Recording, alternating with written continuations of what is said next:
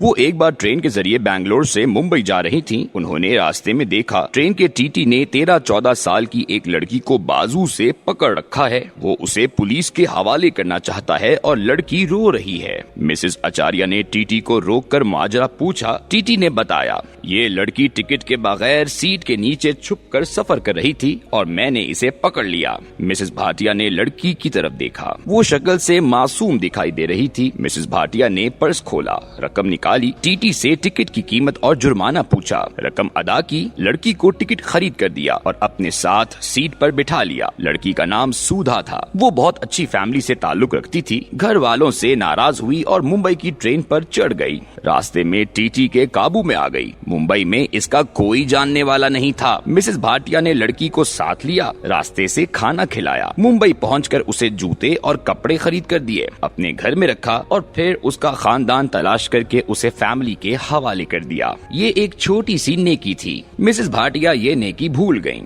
20 سال گزر گئے۔ مسز بھاٹیا زندگی میں ترقی کرتے کرتے انٹرنیشنل سرجن بن گئی۔ وہ دنیا بھر میں لیکچر دینے لگی۔ وہ لیکچر کے سلسلے میں سان فرانسسکو امریکہ گئی۔ رات کے وقت ڈنر کے لیے کسی ریستوران میں گئی۔ کھانے کے بعد بل مانگا تو ویٹر نے بتایا، آپ کا بل ادا ہو چکا ہے۔ مسز اچاریہ نے بل ادا کرنے والے کے بارے میں پوچھا۔ ویٹر نے بتایا، آپ کا بل سائڈ ٹیبل پر بیٹھی خاتون نے ادا کیا ہے۔ مسز اچاریہ مڑی تو سامنے درمیانی عمر کا ایک جوڑا بیٹھا تھا۔ خاتون اٹھ کر مسز اچاریہ کے پاس آئیں، جھک کر اس کے پاؤں چھوئے اور بتایا، میں سودھا ہوں، آپ نے 20 سال پہلے میرا ٹرین کا ٹکٹ ادا کیا تھا۔ آپ اگر اس دن نہ ہوتی تو میں آج پتہ نہیں کہاں ہوتی۔ دونوں ایک دوسرے سے بغل گیر ہوئیں اور دیر تک روتی رہیں۔ سودھا کی کہانی نے ٹرین کے سفر کے بعد ایک خوبصورت ٹرن لے لیا تھا۔ اس نے تعلیم حاصل کی، انجینئرنگ یونیورسٹی پہنچی۔ یونیورسٹی فیلو نارائن اس کی محبت میں گرفتار ہوا۔ دونوں کی شادی ہو گئی۔ دونوں نے بعد ازاں ایک سافٹ ویئر کمپنی بنائی۔ کمپنی کامیاب ہو گئی۔ وہ انڈیا کی سب سے بڑی سافٹ ویئر کمپنی بن گئی اور یہ لوگ دیکھتے ہی دیکھتے ارب پتی ہو گئے۔ اس سودھا کا پورا نام سودھا مورتی اور خاوند کا پورا نام نارائن مورتی ہے اور ان کی کمپنی کا نام انفوسس لمیٹڈ ہے۔ اور ان دونوں کی بیٹی اکشتا مورتی اس وقت برطانیہ کے پہلے براؤن وزیر اعظم رشی سناک کی بیوی اور انگلینڈ کی فرسٹ لیڈی ہے۔ اور اس اکشتا کا سفر کہاں سے شروع ہوا تھا؟ ریل کے 13 روپے کے ایک معمولی سے ٹکٹ اور مسز اچاریہ کی ایک چھوٹی سی مہربانی سے۔ مسز اچاریہ اگر اس دن اس لڑکی کا ٹکٹ نہ دیتی، یہ اسے اس کے والدین تک واپس نہ لاتی، تو شاید دنیا میں انفوسس لمیٹڈ بھی نہ ہوتی اور شاید اکشتا بھی اس وقت فرسٹ لیڈی نہ ہوتی۔ آپ اب ایک اور کہانی بھی سنیے۔ گجرانوالہ میں ایک ہندو فیملی رہتی تھی۔ یہ لوگ سناک کہلاتے تھے۔ رام دیو سناک 1935 میں گجرانوالہ سے نیروبی کینیا چلے گئے اور سرکاری دفتر میں کلرک بھرتی ہو گئے۔ ان کی شادی دلی کی ایک لڑکی سہاگ سے ہوئی۔ ان دونوں کا بیٹا یشویر سناک اپنی بیگم اوشا کے ساتھ برطانیہ شفٹ ہو گیا۔ یشویر ڈاکٹر تھا جبکہ اس کی بیگم اوشا فارماسسٹ تھی۔ ان کے ہاں 1980 میں رشی سناک پیدا ہوا۔ رشی نے اعلیٰ تعلیم حاصل کی، آکسفورڈ پہنچا، امریکہ میں اسٹینفورڈ یونیورسٹی میں داخلہ لیا، وہاں اکشتا مورتی سے ملاقات ہوئی۔ رشی سیاست میں آیا اور ترقی کرتا چلا گیا اور یہ اس وقت برطانیہ کا پہلا انڈین نژاد براؤن اور غیر عیسائی وزیر اعظم ہے۔ یہ دوسری کہانی ہے۔ آپ اب تیسری کہانی بھی سنیے۔ رشی سناک کا بھارت سے کوئی تعلق نہیں تھا۔ اس کے والدین کینیا میں پیدا ہوئے اور رشی سناک نے برطانیہ میں جنم لیا، لیکن یہ جب وزیر اعظم بنا تو پورے بھارت میں جشن منایا گیا۔ کیا بھارت میں یہ جشن ہونا چاہیے تھا؟ جی نہیں، یہ جشن گجرانوالہ میں ہونا چاہیے تھا۔ کیوں؟ کیونکہ رشی سناک کے دادا رام دیو سناک 6 نسلوں تک گجرانوالی تھے اور آج بھی گجرانوالہ میں ان کا محلہ موجود ہے۔ آپ اب ٹھنڈے دل سے دوبارہ کیوں پر غور کیجئے۔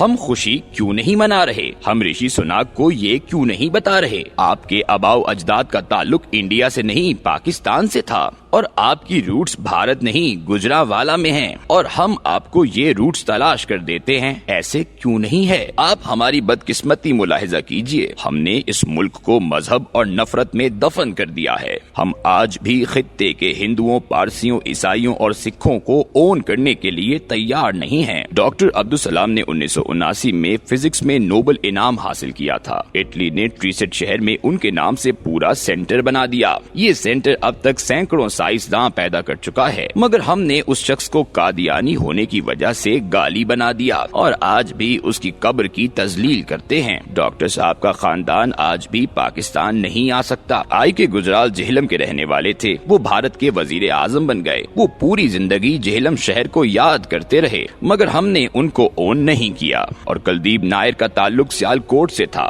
وہ پوری زندگی سیالکوٹ کرتا مر گیا۔ موت کے بعد بھی اس کی راکھ پاکستان آئی اور راوی میں بہائی گئی، مگر ہم نے اسے بھی اون نہیں کیا۔ اور یہ صرف 3-4 کہانیاں نہیں ہیں، ہمارے ارد گرد ایسی سینکڑوں کہانیاں بکھری ہوئی ہیں جنہیں ہم نے مذہب، فرقے اور عصبیت کی صلیب پر لٹکا دیا۔ ہمارے ایک طرف برطانیہ ہے جس نے انڈین کے لیے اپنی وزارت عظمیٰ کا دروازہ کھول دیا، گوروں کا سربراہ براؤن کو بنا دیا اور 10 ڈاؤننگ اسٹریٹ میں چھوٹا سا مندر کھول دیا، جبکہ دوسری طرف ہم ہیں۔ ہم رشی سناک کو گجراوالا کا ماننے کے لیے بھی تیار نہیں ہیں۔ ہم اس کا آبائی گھر تلاش کر کے، اس کی تزئین و آرائش کر کے اسے سناک ہاؤس بنانے کے لیے بھی تیار نہیں ہیں۔ کیا ہم اس نفرت کے ساتھ آگے بڑھ سکتے ہیں؟ جی نہیں۔ یہ یاد رکھیں، نفرت دنیا کا سب سے بھاری بوجھ ہوتی ہے، آپ اس بوجھ کے ساتھ کبھی آگے نہیں بڑھ سکتے۔ لہٰذا ہم اگر انفرادی یا قومی سطح پر آگے بڑھنا چاہتے ہیں تو پھر ہمیں نفرت کی گٹھری نیچے رکھنا ہوگی۔